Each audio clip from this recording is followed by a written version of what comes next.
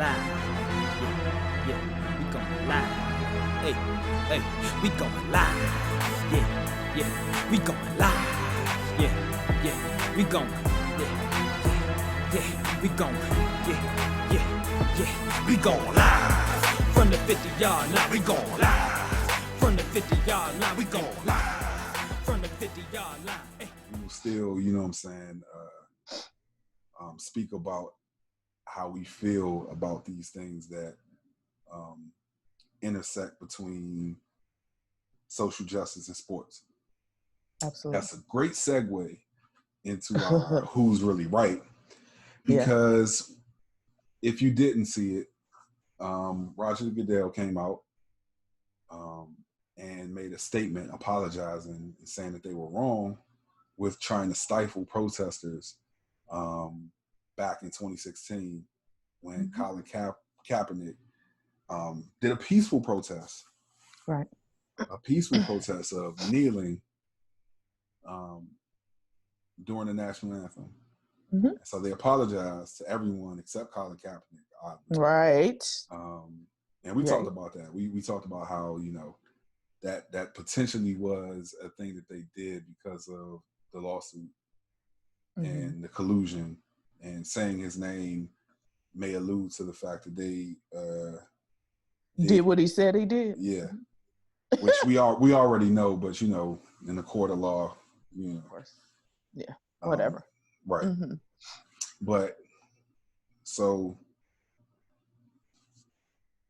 in thinking of that, our Who's Really Right for this week is, what can the NFL do to affect the systemic racism and institutional racism that we've seen, and quite frankly, every institution in America.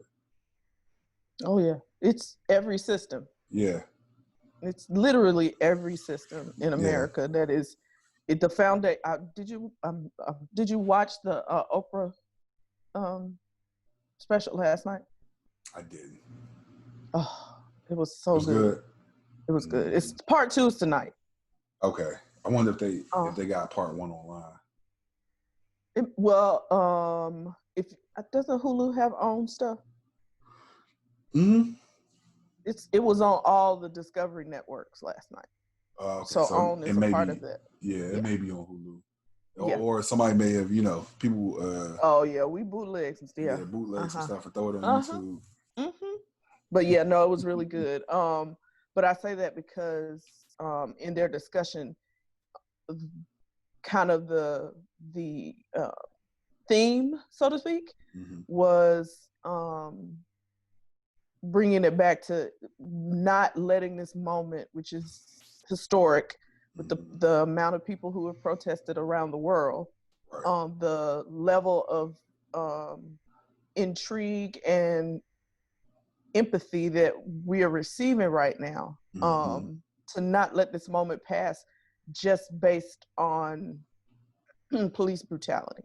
Right. But this is a systemic, across the board system, foundational, not good, strong foundation, basically, that needs to be addressed across the board. And so I was proud that that's kind of the way that they addressed it. So, in us talking about this from the NFL's position, while I believe that people picked out police brutality out of what Colin Kaepernick was protesting, I feel like ultimately he was already in this space. Yeah. Of it's systemic. It's not just about, you know what I mean? Like it's healthcare, it's finances. I mean, the stat that the lady gave last night was, she said, recently a study came out that said that African Americans' wealth, the wealth gap for African Americans has not moved a bit in 70 years. Yeah. She said it would take 11 African American families to make up what one white family. Wow. Those numbers like that are staggering. Yeah. And it's almost like, I don't know why I get into these arguments on YouTube and on Twitter, just with people who are woefully ignorant and would attribute numbers like that to the fact to us not working hard or us, you know what I'm saying? All those prejudices that and that's not it. Continue to, reinforce. That make you feel better about what's happening. Right. Essentially, that's all it is. You're just trying to find a way to make yourself feel better about what's happening. Right. But anyway, I digress. We were talking about the NFL. Yes. I just brought that up to say that when we're having this discussion about what the NFL can do to affect racism, it's not just from a police brutality standpoint. Oh yeah, no, absolutely. Yeah. I think it can be, and one of my ideas, it can be in every arena, education, public safety, policing included in that. Yeah. The wage gap. Right. I think that, I'm sorry, ladies first. That's okay. No, go ahead. Go ahead. I love it. I was like, I'm going to just let him go ahead and get it out. I love it. But I feel like the NFL is this big, powerful machine. And while they have been reluctant to do it in the past, the iron's hot right now. And I think that the NFL can do things like, if we are in a city, or if the NFL is located in the city where, in the city of a state where there are laws that we see that are unjust, or if we see that, and this just isn't just about policing, but if we see that convictions are weighing heavily towards, one race, for the same types of crimes, and like I think I saw a stat out there. This one was just one singular thing where one person I saw this. I know two what you're people talking did the same about. crime. One person received a couple of months. The other person received 23 years, and you had to guess what race each of them were. I didn't have to guess. They showed both of their pictures in the one I saw. Oh, did they? Yes. Oh, it was probably the same thing. It probably was the same armed robbery. Yes. Mm-hmm. But the pictures were blacked out. They weren't blacked out on mine. And then when you flipped over to see the answer after you had to guess, you could tell that the white man received like 2 years, time. and the black guy got 26 years. Something like that. Yeah, it was crazy. Yeah. But to see on the same day with the same judge. The same judge. On the same day. Yeah. Yeah. And so to see stuff like that, we see, like, that's plain. You can see that. That's measurable. And so if there are states who are operating like this, because that's clearly racism, I think the NFL should use their muscle to remove themselves from that state, because ultimately it affects how much money some of these states are bringing in. The NFL is a big machine that's printing money. That's and these states and these cities benefit from the NFL having teams. Absolutely. There. Absolutely. And so that's what the NFL can do. And to me, honestly, that there is the bare minimum. Because we see that you guys like moving franchises teams to around different cities. Oh yeah, no big deal now. So, like we've seen it happen too often in the last 10 years. Like exactly. It's just not a big deal. So you all can do it, Yeah. And I think that's one of the ways that I feel like the NFL can affect change, using their power. Mm-hmm. Okay. All right, that's it. Yeah. All right. That's so for me, mine is a little bit more, I think, player. Like you're more on yours is more of the NFL as an organization. Right. and mine is more of a geared towards the players having the power kind of thing. And so what I propose is that, like the NBA or now other professional sports are doing, is that the NFL creates some sort of player driven, not necessarily, well, I'll get to that point, player driven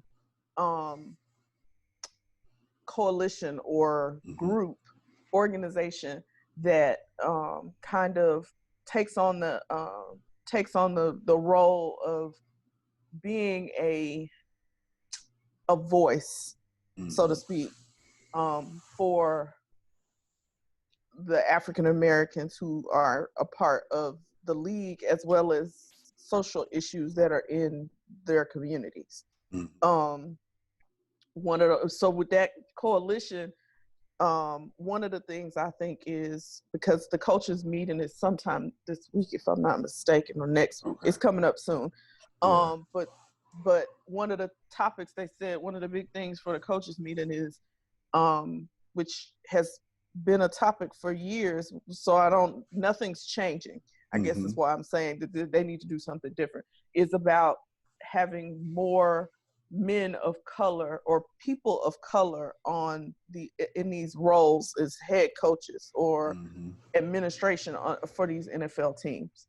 Right. And so one of the things that this group could do is kind of be have representation on that as a panelist, as a part of those interview processes, in order to give those, you know what I mean, to have it, because 9 times out of 10, if it's an NFL team, the people who are interviewing are all white. And so in order to ensure that there is some diversity there in the decision-making side of it, not just in the doing of it, but the decision side of it, is to bring in somebody, even if the NFL players just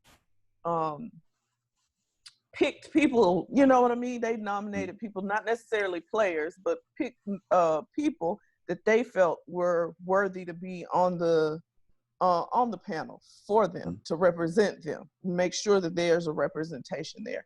And then the other component of that is, which kind of leads to what we're going to talk about later, is having some sort of community component to this group, where they are visible, not just from we the athletes coming to you, but like visible in legislation and policy. You know what I mean? Like making sure that those things, because like even with your idea of moving the team, I was thinking, what if they didn't move the team? What if one of the steps before it was like, that would be a last resort to me, like a move the team thing. But before that, if this group was in place, then they could go to try to help in the community to make the changes from a legislature or a policy. You know what I mean? Because you leaving the city is hurting the city, but the people who are ultimately going to be hurt are the people who need you. True. You know what I mean? A lot of times the people who are working those jobs in the stadiums are African American. So you take the whole team away, then you've taken away something that supplies jobs to a lot of people who would need them. So how do we affect change that's permanent for where we are? You know what I mean? Like that would be my thing. How do you affect change like where you are? True. Now I think so there would have to be some sort of like a timeline. Like you gotta fix this, or we gotta go. Right. That we just leaving. Right. But I think both of those things will work well together. Like you have players, and not just the players, because I feel like the owners bear some responsibility, and their voices are the most powerful. but they all lobby Congress, or not just Congress, but also their state legislators to, affect laws. And then if the states don't want to comply, then that's when we talk about we dipping, adding up and leaving. We dipping. So I think together those would go well. Yeah. I just want to put for me, the NFL is what? I don't even remember the crazy astronomical number of percentage of, is it 80, 85% African American? Yeah. Yeah, somewhere around there. I want to put. They said 70, but I believe it's higher. It's 80. Yeah. I want to put power back in their hands. Yeah. I want power in their hands. Even if you're not the one doing it, if you make the decisions about who gets to do it. You know what I mean? Like, those are the things that I'm talking about. Like, giving the players more autonomy to truly, even policies within the NFL. Let's just take the protest thing. Y'all, Roger Goodell got on there and he apologized and he said they were sorry for, their whatever they did about peaceful protests. But you never said, so it's okay for you to kneel now. Yeah. And so, to me, if the NFL season starts and they start kneeling and this becomes a problem again, what we saw in 2016 with, when it was 16 or 17 with Colin Kaepernick. 2016 with Colin Kaepernick, they have no power. Yeah. You see, it's the shut up and dribble. It was the shut up and dribble to me. And so giving them an organized way to have power is important. Yeah. When you're talking about an organization that 80% of the people who make it go are African American. Yeah. Yeah. Well, they need their power back. Period. I guess what probably needs to happen internally, and that's for the NFL to make sure that, and it can be a timeline thing for this too, but you need to have some Black owners, and not just one. Some. Or even if you diverse, like if you make it where, well, we know that the Williams sisters are part owner in the Dolphins. Yeah. Even if you started out by offering it like that. Yeah. But you know what I mean? Like if you make that every team has to give I don't even want to say diversify. Yeah. That you've got to have a certain percentage of every team that's owned by somebody of color. Yeah. And I mean, I love that. I was really hyped when the rumors were going around that Diddy was going to buy Carolina Panthers. And I was very sad that didn't materialize. But I think because there are Black minority owners in a bunch of sports. Like, I think this has to be a person of color as a majority owner of one of these teams. I believe that can happen though. The large percentage in the team, and that their voice matters. Yeah. I don't care if I guess when I said it, I wasn't meaning to like make sure every team gives a crumb to somebody of color. That's not what I mean. No. Like, if you're somebody who can afford to pay for a majority of this, right, then by all means you should be allowed. Yeah. Right. That's what I'm saying. Yeah. Yeah. Yeah. Because the Good Old Boy Network is set up to keep that from happening. Exactly. Why you Because- got to get everybody's approval for somebody that doesn't make sense to me. If I got the Exactly. money and I come to you and you and I come to an agreement and I buy this from you, that's a business transaction. That has Right. nothing to, we don't never have to like each other. Mm-hmm. In the corporate world, that's not how it goes. Right. It doesn't. Right. So it's a good old boy network to make sure that does not happen. Mm-hmm. And that's so what needs to until be you cracked can- there. That's what needs to be cracked. And so if it has to be policy put in place that says that that if a person can afford it, you give it to them. Mm-hmm. Yeah. Yeah. Period. I'm still trying to figure out why we got to have a meeting about who gets to be what. I don't understand. I mean, we know what that's about.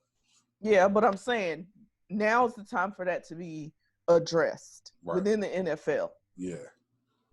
That's their own systemic issue. Mm-hmm. And so I guess it would be more reasonable for them to fix systemically, what's going on internally before they can attempt to affect change without. Absolutely. Because I believe that if they don't fix it internally first, anything that comes from them will just be lip service. That's it. Yeah. That's it. I mean, and again, as the NFL as a whole organization, because Roger Goodell is the face of the NFL, of the organization. Right. So as a white man, if you say my organization is going to support, whatever initiatives are going on or policy changes or blah, blah, blah, it seems hypocritical for you to say that when within your own organization, you're not diversified. You haven't made those. So absolutely, they need to deal with it from within first. Yeah. Absolutely. Yeah. Real talk. Yep. So give these men some power. Yeah.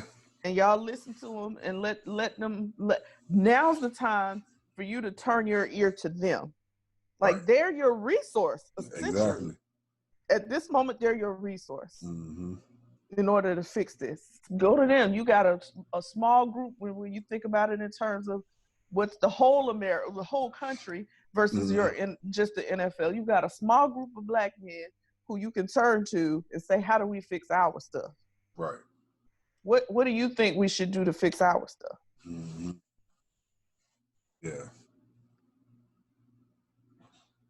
So, okay. Well, while this was Speaking of Who's Really Goodell. Right, this was a Who's Really Right. It's not our typical Who's Really Right from the standpoint of this ain't even anything y'all got to vote on. Anything that the NFL can do to affect racism. If you got ideas. And if y'all want to pay us for our ideas, then we can show y'all how to implement this stuff. Come on now. Come on with a check. Come on. And we ready. Ready right now. Right now. Right. Absolutely. Put the cameras on me, put the cameras on me, put the cameras on me, put the cameras on me, put the cameras on me, put the cameras on me, put the cameras on me.